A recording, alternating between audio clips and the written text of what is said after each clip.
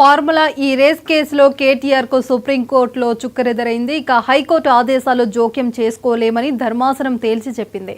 ఈ మేరకు ఈ కేసులో పూర్తి స్థాయిలో విచారణ జరగాల్సిందేనని తెలిపింది. కేటీఆర్ను తరపున అడ్వకేట్ సుందరం వాదనలు వినిపించారు. ఇది పూర్తిగా రాజకీయ కక్ష సాధింపు కేసని, ఇందులో ఒక్క రూపాయి అవినీతి కూడా జరగలేదని వివరించారు. కేటీఆర్ అసభ్యతను తిరస్కరించడంతో క్యాష్ పిటిషన్ వెనక్కి తీసుకున్నారు.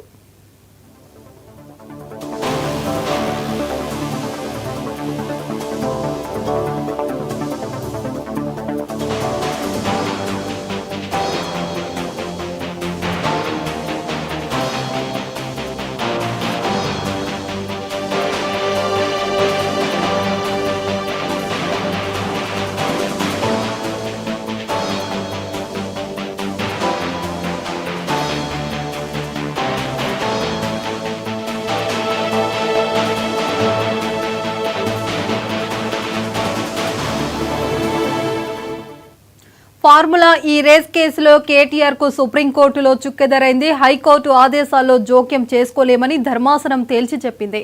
ఈ మేరకు ఈ కేసులో పూర్తి స్థాయిలో విచారణ జరగాల్సిందేనని తెలిపింది. కేటీఆర్ తరపున అడ్వకేట్ సుందరం వాదనలు వినిపించారు. ఇది పూర్తిగా రాజకీయ కక్ష సాధింపు కేసని, ఇందులో ఒక్క రూపాయి అవినీతి కూడా జరగలేదని వివరించారు. కేటీఆర్ అభ్యర్థనను తిరస్కరించడంలో క్వాష్ పిటిషన్ను వెనక్కి తీసుకున్నారు.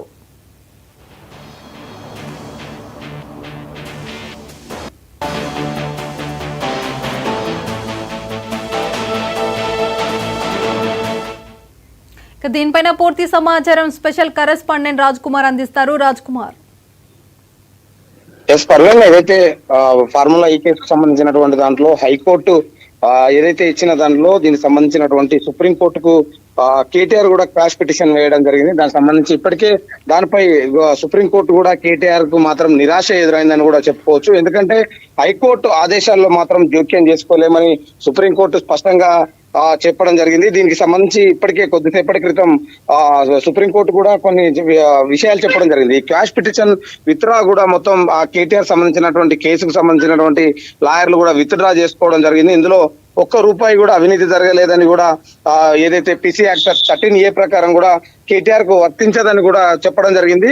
ఇన్వెస్టిగేషన్ కోరుతుందని కూడా దానికి సంబంధించినటువంటి దాంట్లో తెలంగాణ ప్రభుత్వం కోరడం జరిగింది. కేటీఆర్ మాత్రం దీనికి సంబంధించి తాను హక్కులకు సంబంధించినటువంటి దాంట్లో ఎంత దూరమైనా వెళ్తా అన్న నేపథ్యంలో మాత్రం ఇప్పుడు సుప్రీంకోర్టులో నిరాశ ఎదురైందని చెప్పుకోవచ్చు. ఎందుకంటే తాను మొదటి నుంచి కూడా హైకోర్టు మీద ఏదైతే తీర్పు తమకే వస్తుంది అనుకున్నారు, కానీ చివరి క్షణంలో తనకి విచారణ ఎదుర్కోవాల్సిందే తప్పకుండా అని కూడా చెప్పడం జరిగింది. దీనికి సంబంధించి పూర్తి ఆధారాలు కూడా ఇటు ఏసీబీ కావచ్చు, ఇటు ప్రభుత్వం నుంచి తరపునటువంటి ఏజీ మొత్తం వాదనలు వినిపించడంలో ఇదే సమర్థించినటువంటి అంశంలో ఆ కేటీఆర్ కు అప్పుడు వ్యతిరేకంగా కూడా తీర్పు రావడం జరిగింది. దానికి మళ్ళీ సవాల్ చేస్తూ సుప్రీంకోర్టు వెళ్ళడం జరిగింది. సుప్రీంకోర్టులో కూడా కొద్దిసేపటి క్రితం తీర్పు ఇవ్వడం జరిగింది. సుప్రీంకోర్టుకు సంబంధించినటువంటి కేటీఆర్ ఏదైతే ఈ ఫార్ములా ఈ కేసుకు సంబంధించినటువంటి వేసినటువంటి కేసుకు మాత్రం హైకోర్టుకు సంబంధించినటువంటి దాంట్లో చేయలేము, దానికి వారికి మళ్ళీ సూచనలు చేయలేము, ఎందుకంటే పూర్తి ఆధారాలు ఉన్నాయి కాబట్టి కూడా చెప్పడం జరిగింది. కానీ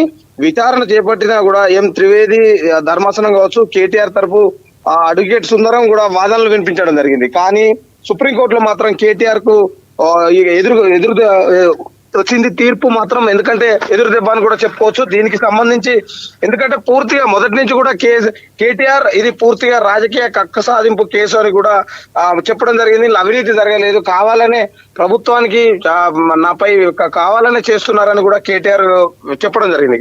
కానీ అతని తరపు న్యాయవాదులు కూడా సేమ్ అలాగనే కూడా సుప్రీంకోర్టులో వాదనలు వినిపించినా కూడా కనీసం సుప్రీంకోర్టు నుంచి కూడా నిరాశ ఎదురవడం జరిగింది. దీనికి సంబంధించినటువంటి ఏం చేసినా కూడా అంటే పిసి యాక్ట్ 13A ప్రకారం కూడా కేటీఆర్ కు వర్తించదని కూడా సుందరం వాదనలు వినిపించినా కూడా దానికి సంబంధించి మాత్రం సుప్రీంకోర్టులో నిరాశ ఎదురైంది. ఇది మొత్తానికి మాత్రం ఇటు సుప్రీంకోర్టులో కూడా కేటీఆర్ కు ఇట్లా వ్యతిరేకంగా రావడం, ఇప్పుడు ఏదైతే తెలంగాణ ప్రభుత్వం అయినటువంటి కాంగ్రెస్ ప్రభుత్వంలో ఇప్పుడు కేవలం ఏదైతే ఇక్కడ అధికారులు ఇప్పటికే ఏసీబీ అధికారులు దీనిపై కేసులు నమోదు చేయడం, విచారణ కూడా వేగవంతం చేయడం. మొదటి రోజు ఏసీబీ అధికారులు కూడా కేటీఆర్ దాదాపు 7.5 గంటల పాటు కూడా విచారణ చేసింది. విచారణ చేసినా కూడా మళ్ళీ పిలిచినప్పుడు రావాలి అని కూడా కేటీఆర్ కు సంబంధించినటువంటి వాదనలో ఏసీబీ అధికారులు కేటీఆర్ ను కోరడం జరిగింది. తాను ఎప్పుడు పిలిచినా వస్తా, ఇది పెద్ద కేసేం కాదు, ఇది లొటపీస్ కేసు అని కూడా కేటీఆర్ కొన్ని వ్యాఖ్యలు కూడా చేయడం జరిగింది బయటకు వచ్చి. కాబట్టి ఏదైతే ఏసీబీ అధికారులు అడిగిన ప్రశ్నలన్నిటికీ సమాధానం చెప్తా, మళ్ళీ ఎప్పుడు పిలిచినా కూడా అయ్యే సమాధానాలు ఉంటాయి, కాకపోతే కావాలని ఇబ్బంది పెడుతున్నారు కాబట్టి అని కూడా కేటీఆర్ వర్తించారు. ఈ కేసు సుప్రీంకోర్టులో కేసుకు సంబంధించినటువంటి మాత్రం ఎక్కడ వెళ్ళలేని పరిస్థితి కేటీఆర్ది. ఎందుకంటే విచారణ ఎదుర్కోవాల్సిందే. కానీ విచారణలో మాత్రం ఈ యొక్క సంబంధించిన దాదాపు 55 కోట్ల రూపాయలు విదేశీ కూడా ఫార్ములా ఈ కేసుకు సంబంధించినటువంటి దాంట్లో హెచ్ఎండిఏ అధికారు కావచ్చు, అదేవిధంగా బిఎల్ఎన్ రెడ్డి, దాంతో పాటు కేటీఆర్, అరవింద్ కుమార్, ఈ ముగ్గురు కూడా A1, A2, A3 గా కూడా కొనసాగడం జరుగుతోంది. ముగ్గురిని కూడా మొదటి దఫా విచారణ చేయడం జరిగింది. మళ్ళోసారి మాత్రం ఎప్పుడు పిలుస్తారా, ఇప్పుడు సుప్రీంకోర్టులో వచ్చినటువంటి తీర్పుకి అనుగుణంగా ఏసీబీ అధికారులు ఎన్నో వేగం పెంచుతారా, మళ్ళీ ఎప్పుడు పిలుస్తారా అనేది మాత్రం ఇప్పుడు ఉత్కంఠ నెలకొంది. ఎందుకంటే రాష్ట్ర రాజకీయాల్లో మాత్రం ఇది ఇప్పుడు దీనికి సంబంధించినటువంటి ఎక్కడ చూసినా హాట్ టాపిక్ గా మారిన నేపథ్యంలో ఇప్పుడు కేటీఆర్ సంబంధించినటువంటి కేసు సుప్రీంకోర్టులో నిరాశ ఎదురు కావడం, ఇప్పుడు ఏసీబీ అధికారులు తక్షణం మళ్ళీ ఎప్పుడు నోటీస్ ఇస్తారు, మళ్ళీ ఎప్పుడు పిలుస్తారు అనేది మాత్రం ఇప్పుడు ఉత్కంఠ మారింది. Right, thank you Raj Kumar.